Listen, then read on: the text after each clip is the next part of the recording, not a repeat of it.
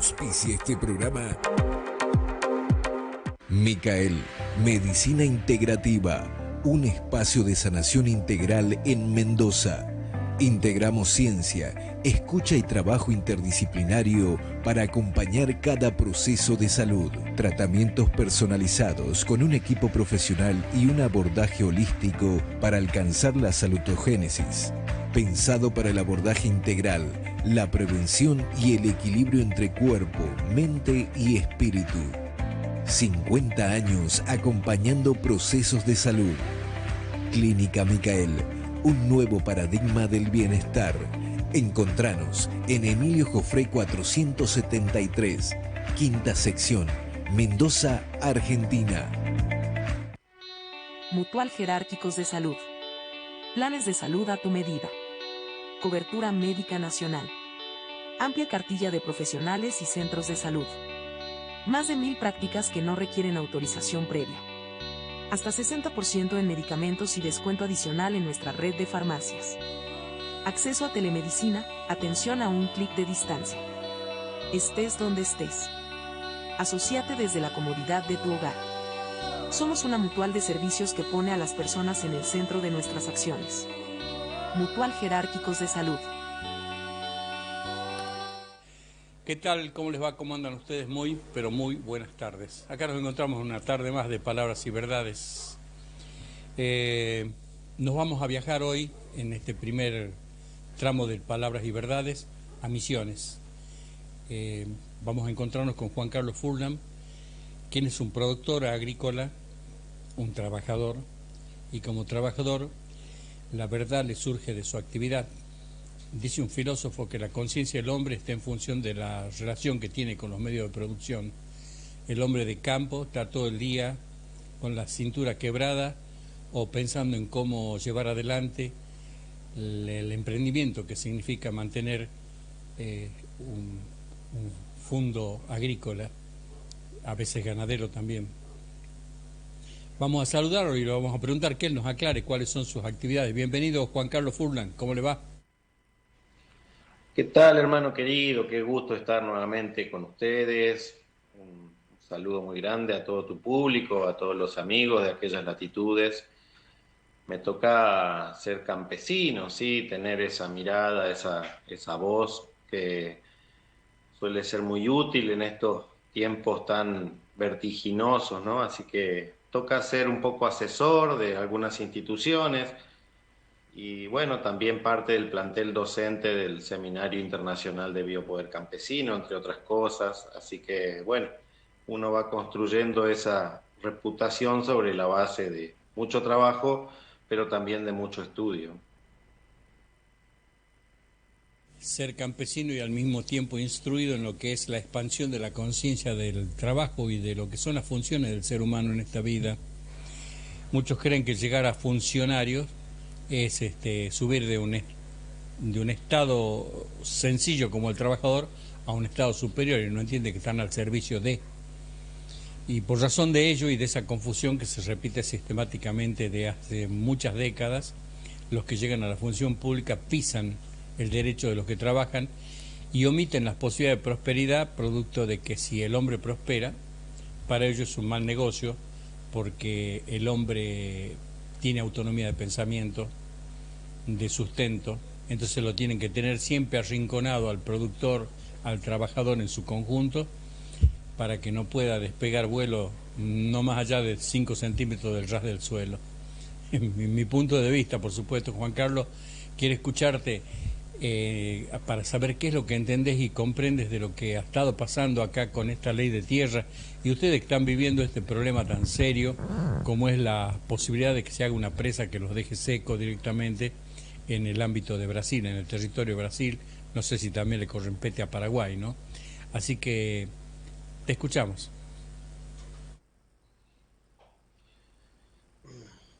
Mirá, en realidad no hay nada de qué sorprenderse con toda esta ofensiva que pretende legislar sobre una planificación que ya se venía viendo con relativa claridad, una situación de endeudamiento nacional disparatado, crónico, que irremediablemente llevaba a la pregunta de cuál sería la lógica de pago de una deuda descomunal como la que se nos está ofreciendo en materia de empréstitos externos.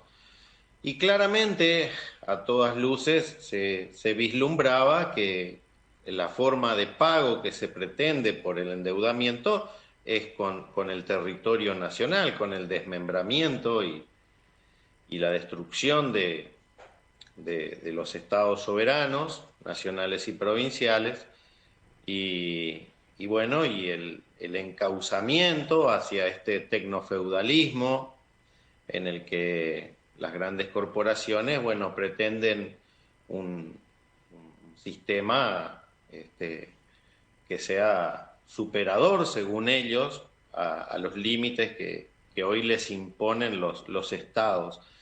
Así que, en realidad, ni para mí ni para nadie creo que hay mayores sorpresas en esto. Era algo que se veía venir, que tiene relativa lógica. Como también, en la justa medida, tiene su correlato en la resistencia de un pueblo que no está dispuesto en absoluto a resignar soberanía por estos planes siniestros. Y cada territorio ve expresado estos planes de acuerdo a los recursos naturales, energéticos, minerales que disponen, ¿no es cierto? Es una ofensiva que va a por nuestras tierras, pero no es un fin en sí mismo, sino que se trata de los recursos que tenemos en nuestro suelo.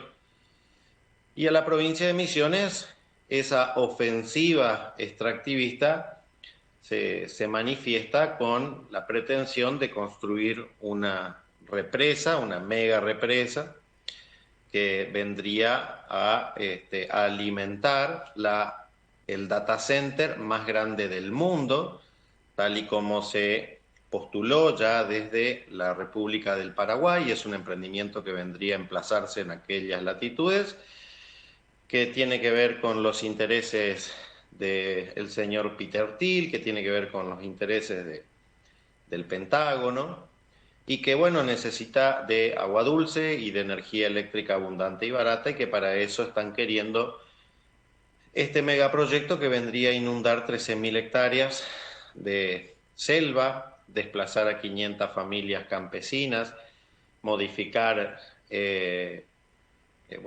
la altura del río, tanto así que vendría a deteriorar el paisaje de las cataratas de Iguazú, por mencionar solo algunos de los aspectos ambientales catastróficos, ambientales y sociales, que impondría esta propuesta, ¿no? Así que, gracias a Dios, tenemos legislación vigente que impide el proyecto de Corpus, pero bueno, no deja de ser preocupante porque claramente estamos siendo protagonistas de un modelo que no tiene ningún interés en reparar sobre legislaciones.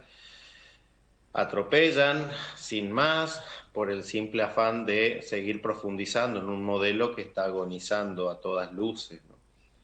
Así que, así como en Misiones, en cada uno de nuestros territorios nos toca enfrentar un mismo enemigo que se expresa más que nada hoy desde los intereses del imperio norteamericano.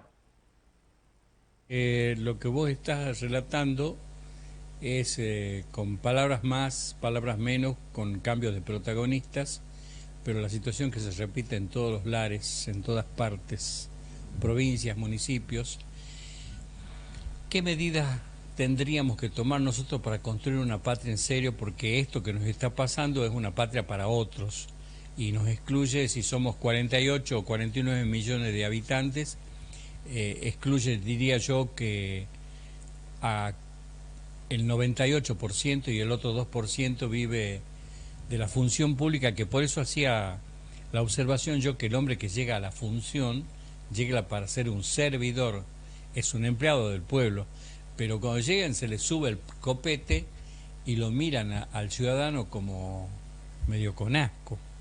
y o si no con asco, con desprecio, porque más allá de las palabras simpáticas que plantean en la época de campaña, cuando se les pasa la campaña, aparece la realidad como ese cuento que iban todos al infierno y todos eligen quedarse ahí porque estaban de fiesta. Y cuando pasa ese día, el que eligió ir al infierno entra y era todo latigazo, fuego y sufrimiento, y le explica el diablo, no, lo que pasa es que ayer estábamos de campaña. Y acá has llegado vos y nosotros tenemos que ligarla, pero feo.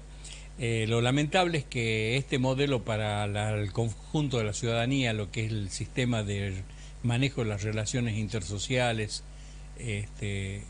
las económicas, de todo tipo, nosotros jugamos a que largamos solo y llegamos cuartos. Así que, ¿qué propuesta podemos hacer, Juan Carlos? Porque yo cuando te escuché hablar por primera vez quedé sorprendido por la prolijidad y solidez conceptual que has tenido en aquel entonces, pero que no es que la hayas cambiado ahora, sino que viene de un conocimiento, viene de la gente que se detiene y mira.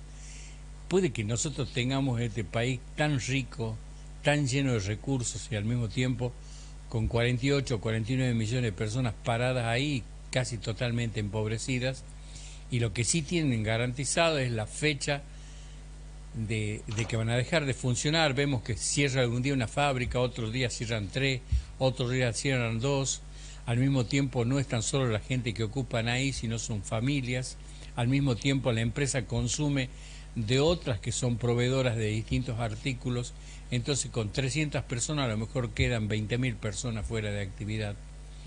Eso preocupa mucho, pero nadie hace números en un país que tendría que estar repartiéndole plata a los ciudadanos sin trabajar siquiera, por el hecho del PBI que tenemos, por la riqueza que tendría que haber acá, que la hay, pero que es inexplotada y desaprovechada deliberadamente.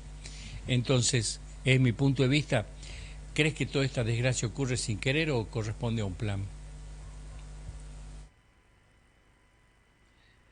La República Argentina se inscribe dentro del modelo latinoamericano que fue impuesto por el norte global y dentro de lo que se llama la División Internacional del Trabajo, así que no creo que haya demasiadas dificultades para afirmar que esto es parte de un plan, que no es nuevo, sino que se inicia, podríamos decir, quizás en 1492. Yo me inclino por poner en la lupa categorías muy arraigadas como las de que somos un país rico. Creo que es algo que supo ser una gran bandera para casi todos los pueblos de Latinoamérica, pero fundamentalmente para Argentina, y tenía que ver con la abundancia de recursos naturales. Podíamos hablar antes de las virtudes de la pampa húmeda como uno de los, creo que es el segundo territorio con mejores cualidades para el cultivo en el mundo, sino el primero, y sin embargo hoy la pampa de húmeda tiene relativamente poco. Bueno, ahora estamos saliendo de una sequía brutal y estamos entrando en un tormento que es el Niño, pero más allá de eso, se sabe a través de las investigaciones del mismo INTA de que el 80% de las mejores tierras cultivables de la pampa húmeda están en franco proceso de erosión. Por no decir que es más saludable hoy día vivir en el pueblo que en el campo, dado los tremendos índices de contaminación por agrotóxicos que existen. Podríamos pensar en la abundancia en materia energética, dado la tremenda reserva que supimos tener en el Golfo San Jorge, con nuestro buque insignia, con nuestra joya de la corona como era el Cerro Dragón.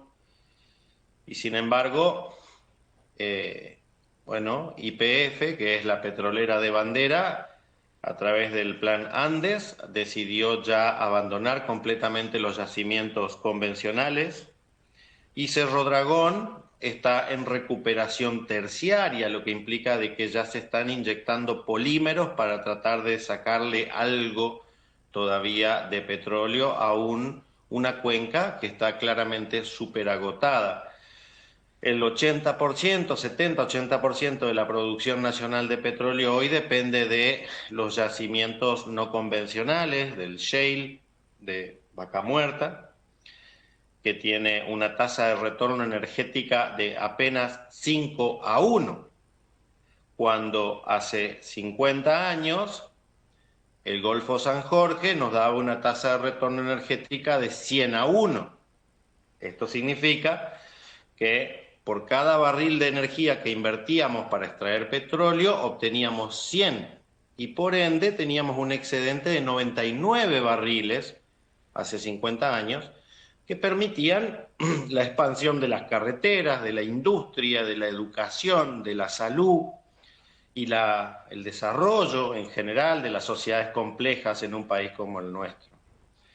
Hoy la tasa de retorno energética es de 5-1 a través del fracking, lo que nos permite inferir de que ya no tenemos 99 barriles disponibles de energía, sino solo 4. Pasamos de tener 99 barriles de excedente a solo 4, y esos 4 tienen la particularidad que se están exportando casi en su totalidad, porque el fracking es ante todo un negocio financiero antes que un negocio energético, y que se trata de un petróleo de pésima calidad. Tanto así que solamente podemos obtener un 10% de destilados medios, y por ende eso nos lleva a una escasez o a una profundización de la escasez crónica que ya teníamos en materia de gasoil. Lo que aseguraba la siembra y la cosecha del agronegocio en la pampa húmeda era la importación de gasoil. Ya hace 15 años que estábamos importando gasoil, y hoy eso se hace mucho más crónico, fundamentalmente a partir de la escasez que propone el conflicto en Hormuz y los últimos ataques de Ucrania a las destilerías más importantes en Moscú. Entonces, lo mismo podemos decir en materia de minerales, lo mismo podemos decir en materia de lo que se te ocurra. Entonces, es oportuno señalar de que lo de un país rico hay que encontrarle una nueva manera de verlo, de definirlo. No es un fenómeno estrictamente argentino, esto es algo que está ocurriendo a escala planetaria, y con lo cual podemos explicar claramente esta enorme ofensiva extractivista que tiene como plan asegurar el modelo del complejo industrial militar del Pentágono con los últimos recursos energéticos y minerales que tiene Latinoamérica y sobre todo Argentina, dentro de lo cual lo más importante es el petróleo. Por eso Estados Unidos se aseguró el suministro del petróleo extrapesado de Venezuela, que lo necesita junto con el liviano, el shale de Vaca Muerta, porque solo así se obtiene una mezcla adecuada capaz de obtener un rinde de destilados medios lo suficientemente adecuado, ¿no es cierto? Las arenas bituminosas de Canadá ya están en franca extinción, así que el nuevo modelo energético norteamericano se basa en el petróleo de Venezuela y en el de Argentina. Hace falta claramente definir nuevamente a qué llamamos país rico, porque si vamos a seguir creyendo que nuestra riqueza todavía puede estar en plan de un desarrollo o de una lógica desarrollista típica del siglo XX que pretende crecer indefinidamente en un mundo con recursos limitados, que pretende expandir infinitamente la economía o que pretende medir el bienestar de los pueblos a través de conceptos absurdos como el del PBI, bueno, el PBI, recordemos que solo mide la actividad económica. Ahí nosotros no medimos desigualdad, no medimos absolutamente nada. Entonces yo puedo poner al 10% de la población a destruir automóviles y otro 10% de la población a reparar automóviles, y con esa lógica ya estoy teniendo una actividad económica y por ende ya aumenta el PBI. Eso es una estupidez.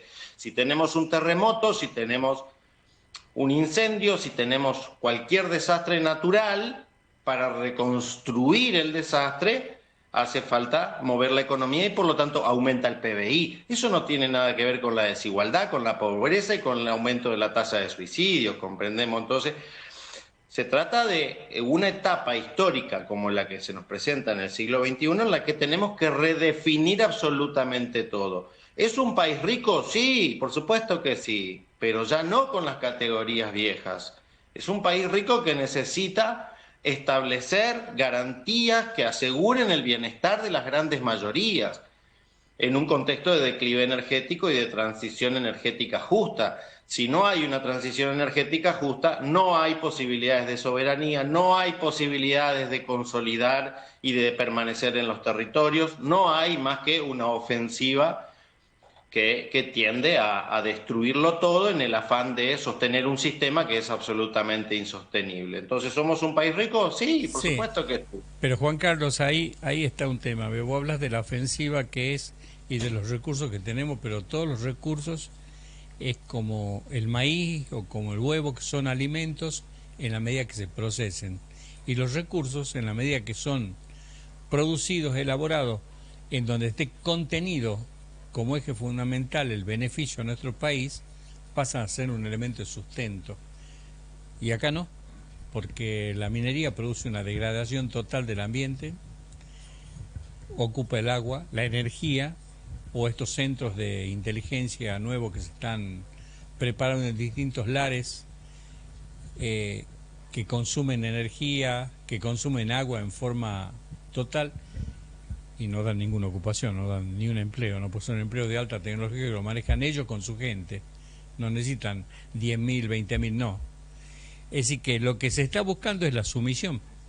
El problema entonces acá no es si el combustible o el petróleo es más o menos rentable desde de los productos que nos puede dar, sino que no hay intención de encontrar el beneficio. Esa es mi percepción. ¿O cuál sería, en caso de yo estar equivocado, la interpretación que le podemos dar el por qué la riqueza no nos rinde riqueza a nosotros?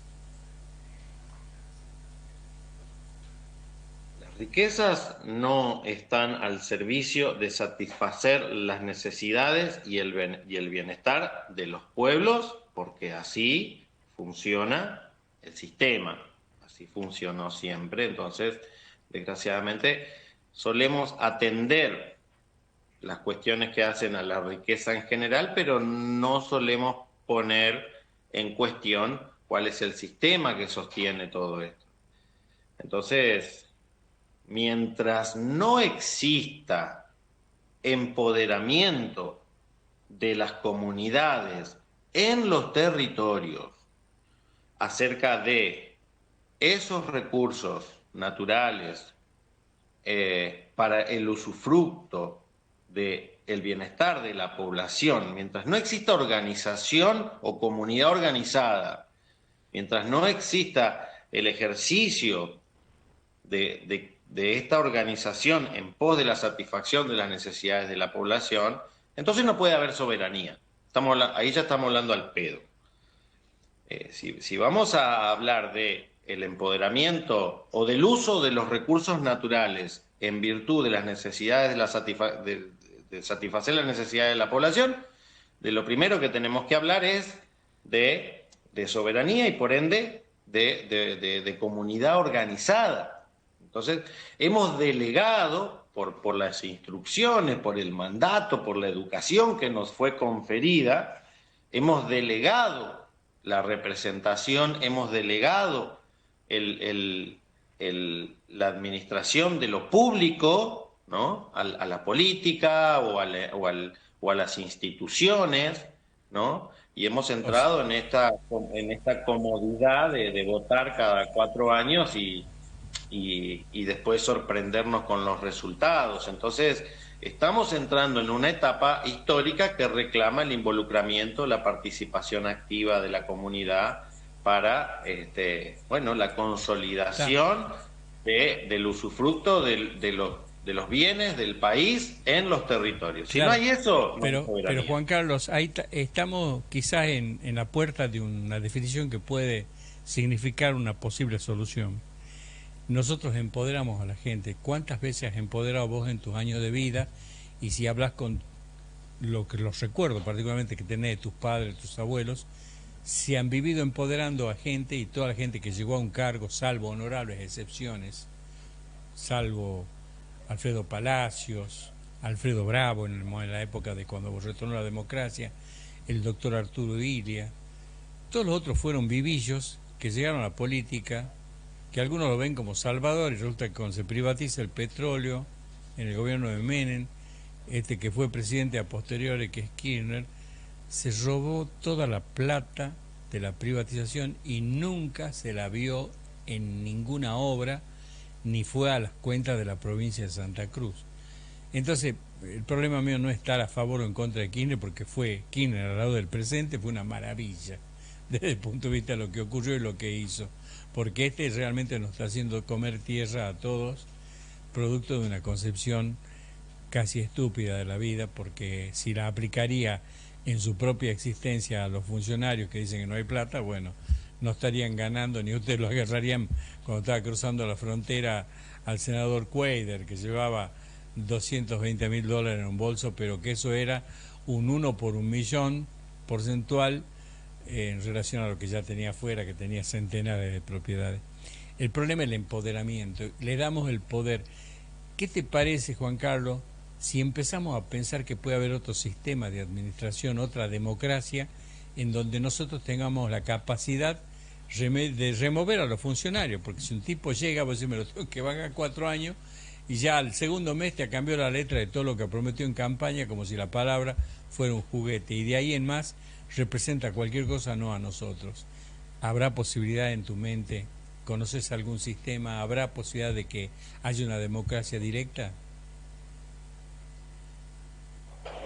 Yo creo que las aspiraciones de los individuos tienen un valor relativo, ¿no? No se trata de mis anhelos personales, pero yo te puedo hablar, sí, desde otro lugar, que tiene que ver con lo que sí está pasando, lo que hoy está ocurriendo a lo largo y ancho de la República Argentina, y es que en cada uno de los territorios donde se está intentando avanzar en esta ofensiva extractivista, ya está existiendo organización, resistencia, democracia directa, asamblearia, y en un estado global, político de nuestro pueblo que tiene que ver con lo deliberativo. Es un pueblo que está observando detenidamente los fenómenos y que comprende también,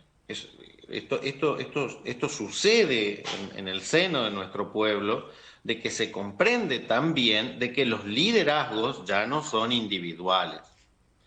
Entonces, tal y como lo reclama las transformaciones en la industria de la década del 80, donde pasamos del sistema fordista al toyotismo, ¿no? Donde la organización industrial moderna, contemporánea, reclama un tipo de organización social signada por lo colectivo, por el liderazgo colectivo. Existe una base material frente al que el pueblo responde. Entonces, en nuestro pueblo existe líderes que no van a aparecer nunca, ni en TN, ni en TikTok, ni en ninguna de las plataformas habituales, porque son los líderes genuinos que están tras bambalinas, creando las condiciones para la decisión asamblearia, en democracia directa y en resistencia concreta.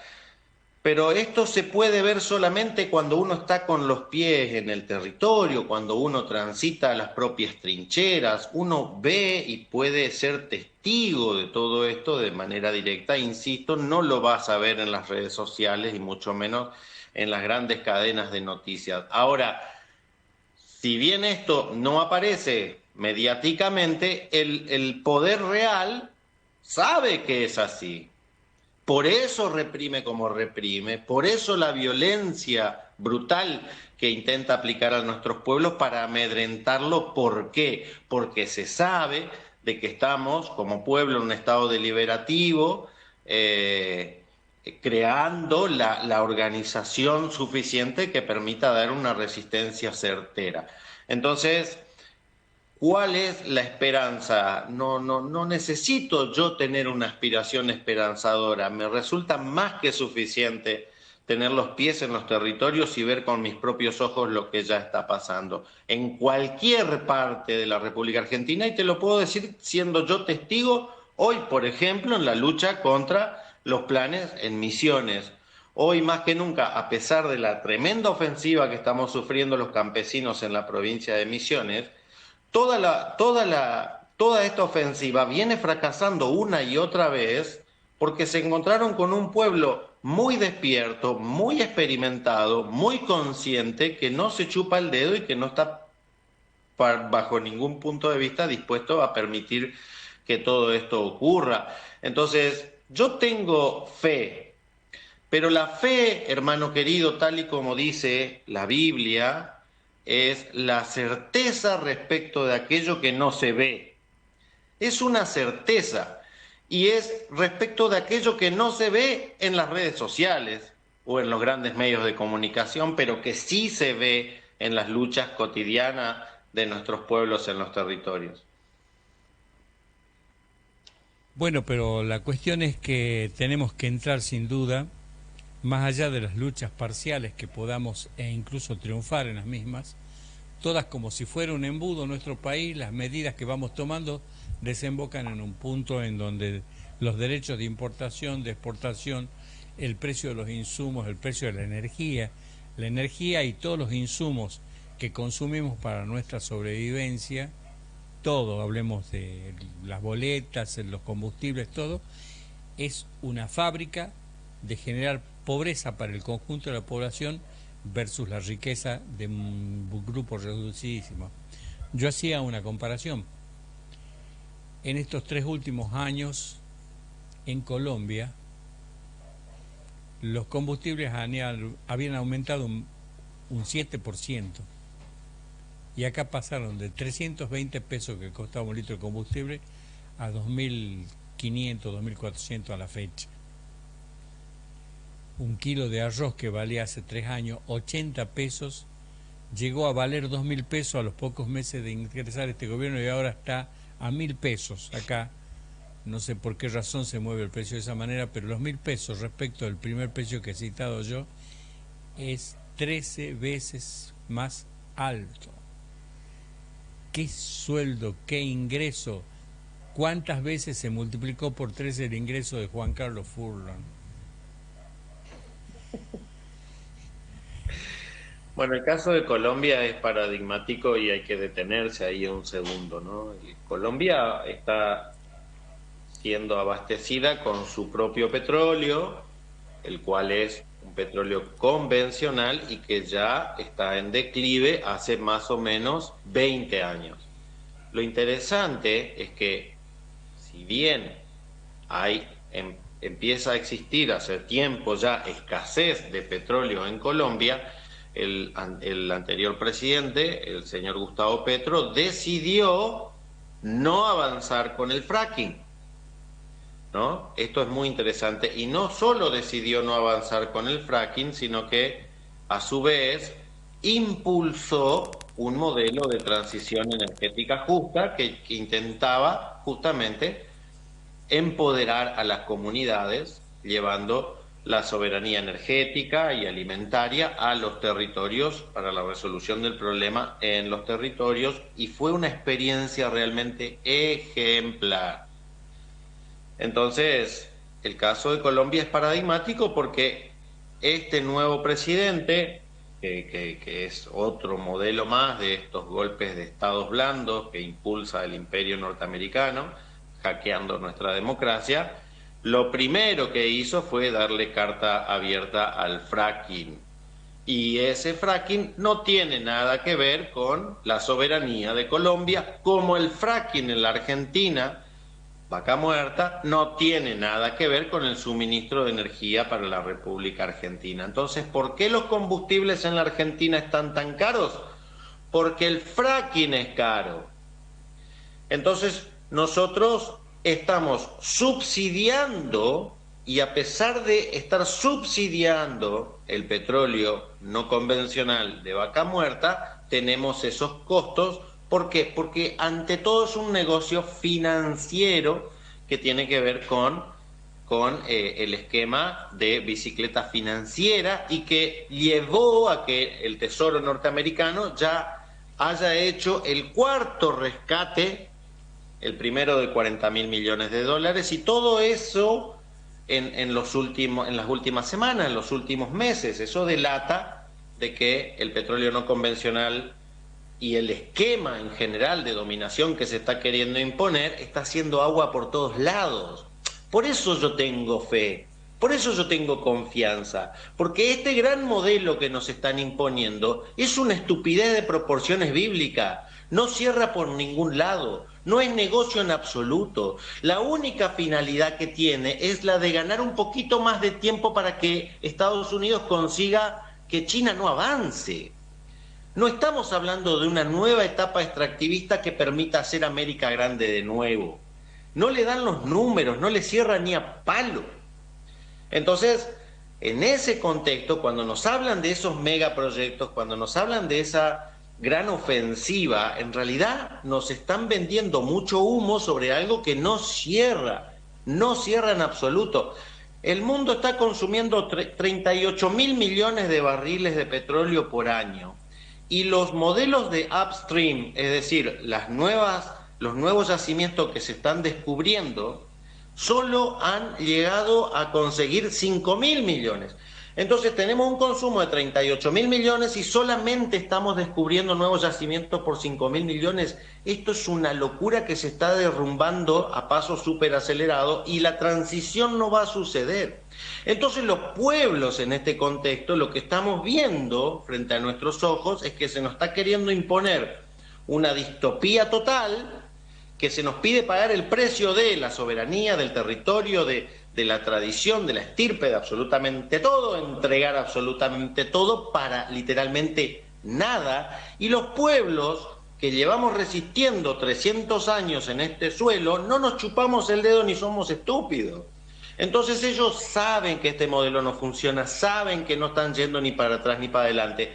Eso no significa que sea tampoco el mejor de los mundos. Tenemos enormes dificultades como pueblo. ¿Por qué? Y porque el costo de vida está horrible, porque tenemos la tasa de suicidio más alta que se haya registrado en toda la historia, y porque nuestro pueblo todavía tiende a implosionar en vez de explotar. Pero está sucediendo una resistencia y una transformación profunda en nuestro pueblo, en un contexto dramático que nos va a llevar a la construcción de una nación absolutamente soberana, ya no desde la lógica liberal y del Estado liberal, sino de un poder real en los territorios que asegure la soberanía a partir del ejercicio concreto del empoderamiento de nuestro querido pueblo. Entonces tengo esperanza, porque conozco en detalle las mentiras que nos quieren vender, y al mismo tiempo conozco en detalle el potencial, la capacidad desplegada y la fortaleza de nuestro pueblo. Bien, estimado Juan Carlos Furlan, se me acabó el tiempo. Me has robado un minuto de despedida, así que me tengo que despedir ya porque tengo la próxima entrevista ya en la puerta, y te agradezco mucho tus conceptos. Creo que nos debemos varias entrevistas más para seguir rediseñando lo que puede ser el futuro en manos responsables, que no somos más ni menos que los habitantes, los ciudadanos de estos pueblos que están permanentemente mal guiados, mal llevados, y somos un viaje a ninguna parte con esta gente, por supuesto. Con otras personas como lo que estamos hablando acá con Juan Carlos, seguramente encontraremos un futuro brillante. Muchas gracias, hasta cualquier momento. Que así sea, hermano querido. Te mando un fuertísimo abrazo a vos y a toda tu audiencia, y bueno, nos vemos la próxima. Muchas gracias. Este programa contó con el auspicio de Micael, Medicina Integrativa, un espacio de sanación integral en Mendoza. Integramos ciencia, escucha y trabajo interdisciplinario para acompañar cada proceso de salud. Tratamientos personalizados con un equipo profesional y un abordaje holístico para alcanzar la salutogénesis. Pensado para el abordaje integral, la prevención y el equilibrio entre cuerpo, mente y espíritu. 50 años acompañando procesos de salud. Clínica Micael, un nuevo paradigma del bienestar. Encontranos en Emilio Jofré 473, quinta sección, Mendoza, Argentina. Mutual Jerárquicos de Salud. Planes de salud a tu medida. Cobertura médica nacional. Amplia cartilla de profesionales y centros de salud. Más de 1000 prácticas que no requieren autorización previa. Hasta 60% en medicamentos y descuento adicional en nuestra red de farmacias. Acceso a telemedicina, atención a un clic de distancia. Estés donde estés. Asociate desde la comodidad de tu hogar. Somos una mutual de servicios que pone a las personas en el centro de nuestras acciones. Mutual Jerárquicos de Salud.